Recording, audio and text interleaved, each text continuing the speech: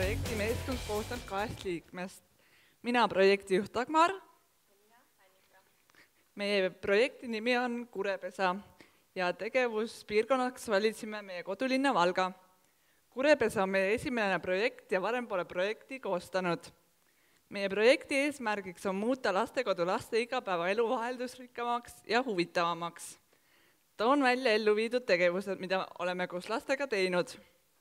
Osalesime Valga rahvamatkal, kus lapsed said preemiaks kinopileti.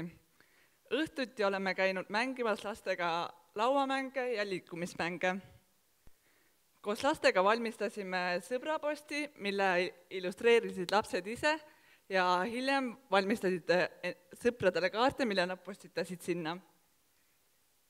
Oleme lastega küpsetanud saiakesi ja neile meeldis see kõige rohkem.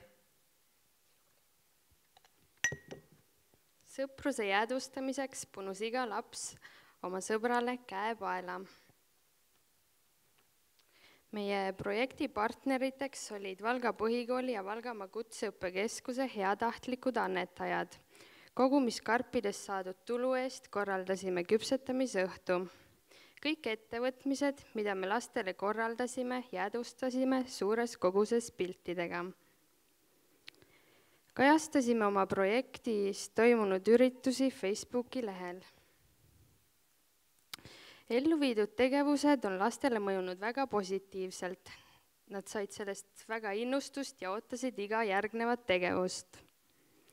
Projekti elluviimisest oleme õppinud kontakteeruma erinevate asutustega, oleme õppinud tiimis läbirääkimisi pidama ja kompromisse leidma. Oskame nüüdsest suhelda erineva iseloomuga lastega ning oleme neid tundma õppinud. Saime teada, et iga laps vajab erinevat hoolt ja tähelepanu ning mis kõige tähtsam, selleks, et midagi ellu viia ja ära teha, on vaja palju kannatust, aega, kokkuhoidvat tiimi ja tuleb säilitada külma närvi.